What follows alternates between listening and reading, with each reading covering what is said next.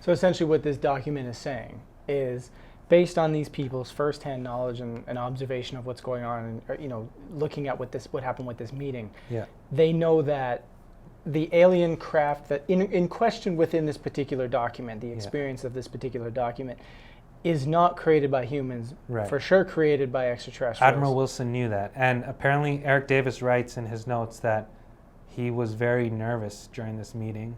Pretty substantial new UFO document. I mean, new in the sense of, it's been what, like 30 or 40 days or so since it's been available online, Arjun? Correct. Yeah, something like that. So pretty new document, discusses some pretty interesting things. We did a segment on CTV exploring the idea that obviously UFOs have now become mainstream now, and really that wasn't about a lack of evidence for the last 50, 60 years, whatever you want to call it. It was the fact that there's a culture of ridicule, there was a culture of you're not allowed to talk about this, a culture of this isn't real, a culture of, hey, let's not look at the evidence, right? But now that it's mainstream, there's a lot more that's able to happen within this conversation. Of course, that's going to lead to the discussion of aliens and all that sort of stuff, right? And we can either choose the discussion of whether or not it's aliens manning these UFOs. We can either decide, is that going to take another 50, 60 years for people to finally admit, yeah, some aliens, some crafts are manned by aliens? Or is it going to be something that, we kind of just look at the evidence that's actually available and say, well, we know that aliens exist. Right. We don't know which craft are always, run by aliens versus non, versus maybe humans, or versus, remote control. Mm-hmm. But it all depends on what we choose to look at and how we define the culture of how this whole next part of the conversation is going to go. But with this new document, Arjun, essentially it's going to be looking at some high-level players here within military and all that sort of stuff, people who have been researching and been involved in the UFO conversation for a long time, former astronaut, we're talking about Stephen Greer as well. Mm-hmm. And it's going to kind of explore and sort of confirm. You could allege that if this document is real and these conversations did happen, which it appears that they have, mm-hmm. that we know that there's craft that are being recovered, mm-hmm. By government programs, and we know that these crafts are not developed by humans, yes. but that are developed by aliens. Yes. Let's discuss this document in more detail. Basically, this was a document that came out, like you said, approximately 40 days ago, and it all started on January of this year, when an attorney named Michael W. Hall received an email from Grant Cameron. Now, Grant Cameron is a well-known UFO researcher. He's a Canadian UFO researcher. And this email was concerning some sensitive information that he received when he was at a convention. As he was about to leave, a person who he has not disclosed, an undisclosed person, stopped him and showed him the first page of a transcript of a conversation that he said made him turn white and made him sweat. Mm-hmm. This document was also shown to other UFO researchers like Richard Dolan, and eventually it leaked online. And the attorney, Michael W. Hall, was responsible for putting it online. And it's a very interesting document that can't really be debunked. We know just reading through it and from the information we're going to go through that it's 100% authentic. Right, and so let's discuss that a bit, because obviously that is an important thing to just quickly look at. Mm-hmm. What makes you feel, that this is 100% authentic? Yeah, just basically the information within the document, the names it names, the real names. We're going to get into it. The document concerns a meeting that took place within the Pentagon between high-ranking people and Apollo 14 astronaut Edgar Mitchell and Dr. Stephen Greer, another UFO researcher. And I became aware of this meeting, I think it was 4 years ago now, that Greer released his Sirius documentary where there's an interview with Apollo 14 Edgar Mitchell talking about this meeting. Right. So the fact that that's in this document is pretty crazy. The document is notes that Dr. Eric Davis jotted down in his meeting with a vice admiral named Thomas Ray Wilson. Mm-hmm. Eric Davis is a well-known scientist. He's in the public domain. He hasn't said anything concerning these documents. Clearly he knows they're out there. Right. If they were fake, he would have said it was fake. But basically, as we go through this document, you'll see why I believe it's 100% authentic. It can't really be debunked.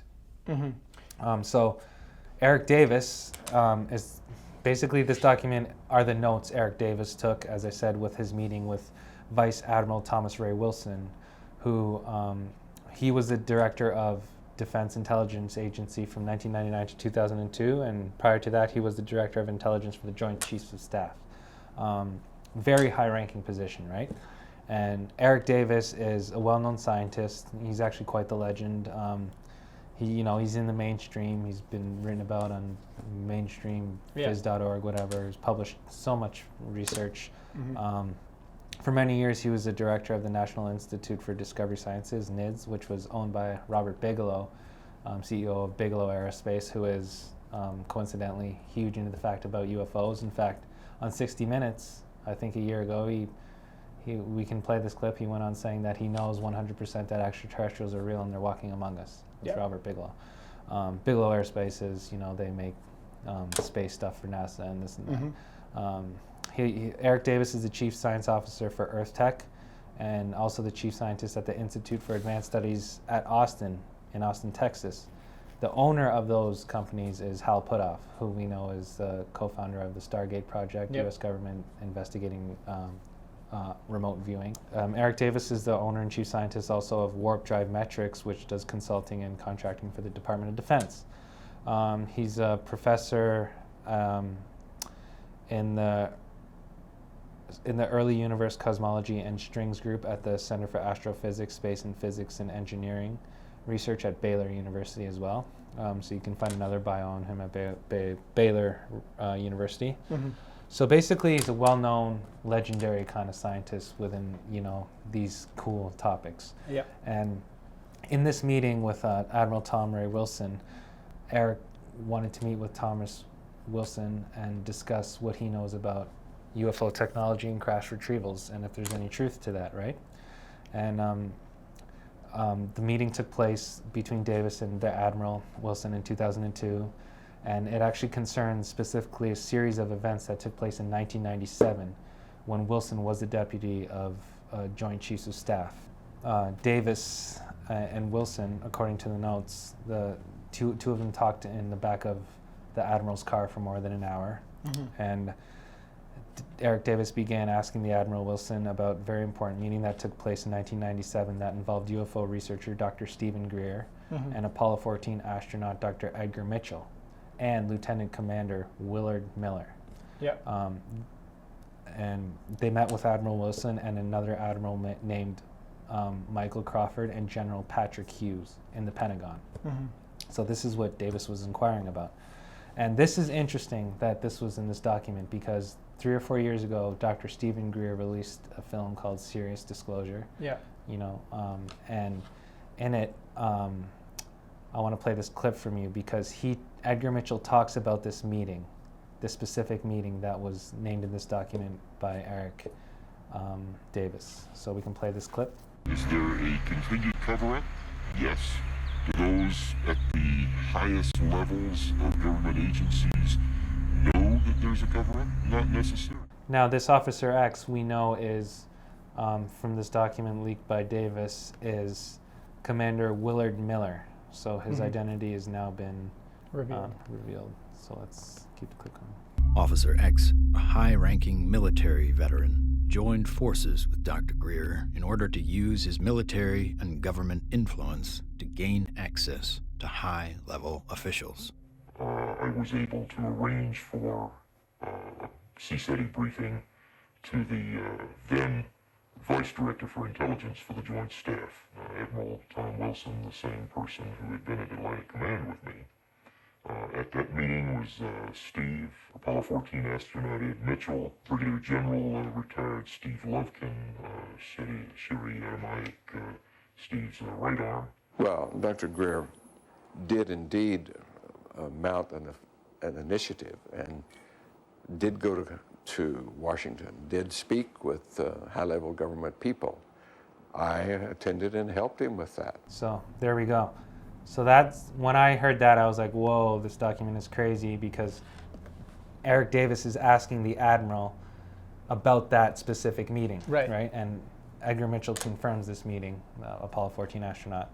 So the purpose of that specific meeting within the Pentagon was Edgar Mitchell and Dr. Greer wanted to bring awareness to these high-level officials that there is a cover-up going on and there's a rogue group within the government that is dealing with the UFO phenomenon. And the notes by Davis go into what was discussed after this meeting by Right. Admiral Wilson and Lieutenant Commander Miller. And this is what Davis wanted to know. And Wilson was intrigued by this meeting, and he told Davis that he already had intelligence that the military had with close encounters. This is straight from the document. That he knows about encounters and that they're well documented by the U.S. government and foreign governments, that he's read many of those files. And I have a great quote here that came to mind. And this is from 1979 from a Spanish general, Carlos Castro Cavero. Everything is in a process of investigation, both in the United States and in Spain, as well as the rest of the world. The nations of the world are currently working together in the investigation of the UFO phenomenon. There is an international exchange of data, right? So Davis goes on and writes that Wilson was able to confirm that there is such an organization in existence that dealt with this topic, like a cabal that's in charge of crash retrievals that manages this program. That comes straight from this document. So we're talking about a Majestic 12 or some sort of rogue group, that they don't know about. And Miller tells Davis that he has knowledge of, and I'm going to quote here, we can screenshot this, this part of the document. The name and last location of a senior officer who this is Admiral Miller talking, believe had first-hand knowledge of U.S. government alien reproduction vehicles. So we're talking, this is extraterrestrial, not just UFOs, that these vehicles come from extraterrestrial at Area 51 and associated locations. Right. Secondly, he said he knew the name and current location of a retired senior officer who I believe was directly involved in government interaction with a significant UFO event on the east coast of the U.S., and I believe has, by virtue of his former leadership position, high military rank, and control of significant military forces, direct knowledge of U.S. government involvement in this business. Thirdly, he said he has a list of civilian government contractors who, by virtue of their past and current highly classified work, current capabilities, clearances, specialized personnel, and geographic areas of concern, most likely have current involvement in and knowledge of U.S. government work in alien-derived technologies, crashes, landings, and associated events. Right. So essentially what this document is saying is, based on these people's firsthand knowledge and observation of what's going on, and looking at what happened with this meeting, they know that the alien craft that in question within this particular document, the experience of this particular document, is not created by humans, for sure created by extraterrestrials. Admiral Wilson knew that. And apparently Eric Davis writes in his notes that he was very nervous during this meeting. Right. He wasn't comfortable at all. And you could tell that it was just weird. Right. He didn't feel safe giving this information. And extraterrestrial basically is the key word here. And what's interesting about this, again, even just going back to that segment we did on CTV talking about the UFO being mainstream and the way it's ridiculed, it's like, oftentimes we see that what is ridiculed within the public, what is talked about within the public, and it's like, this is like a big joke, and and you have these academics, if you will, that look at that and make fun of it and make it into a big joke, sort of like what has always happened with the UFO conversation, or even things like remote viewing and all these like sort of pseudo-scientific ideas that people love to throw that term around, are actually highly studied, highly known about at government levels, at secret government, like secretive government levels within the military and all that sort of stuff.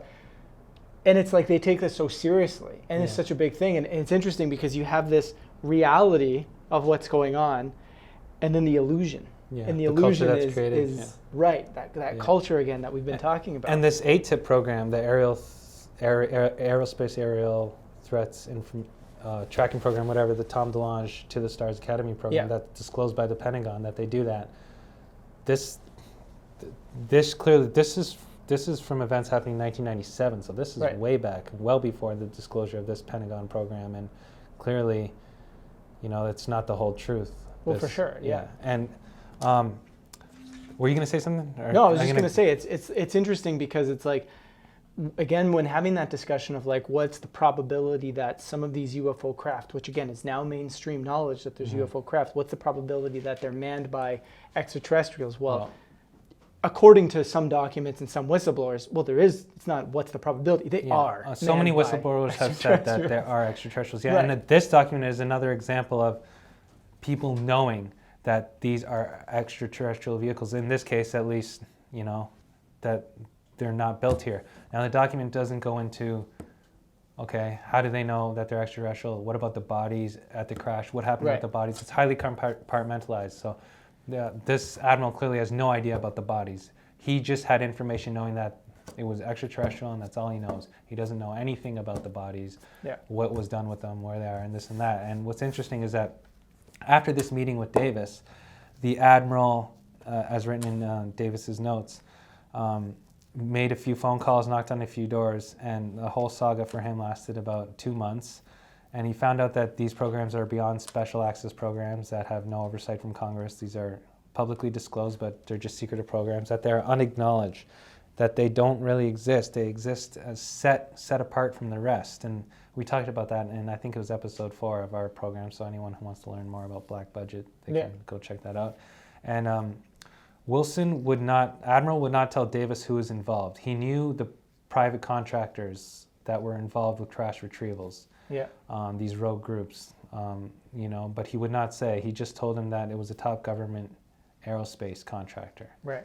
So potentials, Lockheed Martin, your for Lockheeds, example, your Bigelows. And yeah. So Wilson explained that he called one of these contractors and he spoke with the director of security, which was a former NSA guy who's now working for the corporation. And he spoke to the corporate attorney and the program director. And he stated that they all had a quote here, testy tone with him. So the admiral called them, and they did not like that the admiral was calling him. And the admiral was very agitated and surprised that they would not give him any information because he is an admiral. These programs have no oversight. He's the director of intelligence for the Joint Chiefs of Staff. He's the one who should be having oversight of these programs. Yet he was denied information. And Eric Davis writes that Admiral Wilson stated that he wanted to know about their crashed UFO program and that if they knew anything about MJ-12, a secret rogue group to study the alien phenomenon. Just think about this. This is the director of intelligence and the director of the Joint Chiefs of Staffs demanding a formal briefing. The deputy director of the DIA demanding a formal briefing on crashed alien vehicles. This is huge. This is huge. And what's interesting is, like, you think about, again, the contrast, the culture, right? The contrast of the mainstream is like, in the mainstream, a lot of what, hey, we're asking for probes for, we're asking for investigations for, U.S. elections, Russian meddling, the Mueller report. These are the type of probings that we're having cultural discussion about at a high level. Yeah. Not this kind of stuff, which, again, it starts to get you to ask the question, well, we put so much faith in the government and they're going out and, assigning people to ridicule this sort of subject. And yet at the same time, it's like, this is the kind of stuff that's really going on that's being hidden. And we talk about Edgar Mitchell. He's talked about, yes, there have been crash craft and bodies recovered. That famous quote that he has, and it's probably very much linked to this exact thing. Yeah, and right? It's funny because, Eric Davis, like I said, he was the chief scientist for those companies I mentioned at the start, who Hal Puthoff is the owner of those companies. Hal Puthoff is with To the Stars. And clearly, as we know from these documents, it's in the hands of the private contractors who know about this, your Lockheed Martins. And there's a Lockheed Martin director, recently retired, Stephen Justice, who was head of advanced programs and technology at the To the Stars Academy. He was the director of Lockheed Aerospace, okay? And Hal Puthoff is also with To the Stars. Yeah. And here's his name is Steve Justice, and here's what Steve Justice had to say.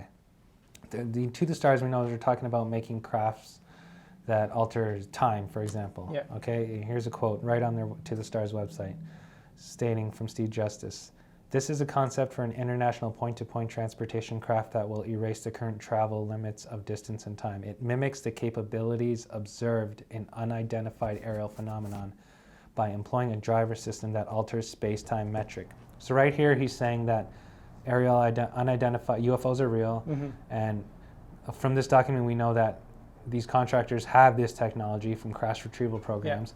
So he's saying that it mimics these capabilities. So he must have worked on these craft, right? And he said in this quote, we have glimpses of how the physics of this works, but we need to harvest technologies from the science division to realize the capability.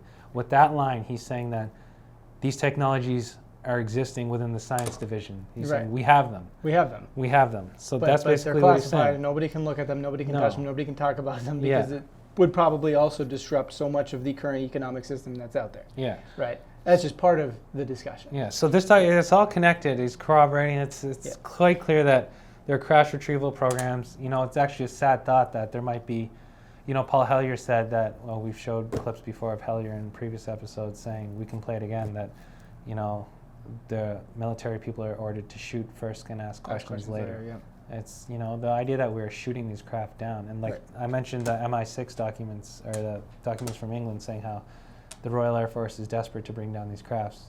Basically, our military is just trying to bring down these craft and reverse engineer them. For sure. You And know, they're I can taking a long understand time. that, but it's very unethical. Yeah. You know, you think about the beings, what if there are, you know, nice benevolent beings in there that haven't presented a threat, that are just floating through, and all of a sudden, you know, it's, you know, what are they doing with the bodies? There's so many other questions. So many questions. You know, it goes beyond technology, bodies, are they interrogating them, this and that? Yeah. Yeah. And getting into the question too of like these technologies, like people ask, oh, what's the point? Who cares? You know, we had bigger problems to worry about. It's like, well, hold on a second. If we know this is true and we know that these technologies are there, think of what this changes within our entire infrastructure. And why is this held back? Well, you know, you start looking at it. Well, look at the way the petrodollar works. Look at the way the Federal Reserve System works and money and banking. Look at the way elections run and what system that holds together. When you start talking about the reality of this stuff and have a grounded conversation about it, and you start changing the culture and changing the conversation of how we view the reality of this stuff, it starts to say, hold on a second. What about all these aspects of our society that now can dramatically change? But yet that's not really an ideal situation for those that are within the powerful elite, right? You have changes that are this drastic, that are this big. All of a sudden, your enslavement of the population through things like debt, through things like the Federal Reserve banking system and so forth, it's not the same, right? And people look at that as, that sounds like a crazy conspiracy. It's not. That's very basic of how our system functions and how it operates, and what technologies like this and knowledge like this would do to the very foundations of that whole system as a reality, right? And so again, you know, the importance of this document, the importance of discussing this stuff is really about us understanding the true nature of our reality and what we're truly capable of, and how individuals are hiding that nature of reality such that they can maintain this control, right? And that's why this is so important, this document.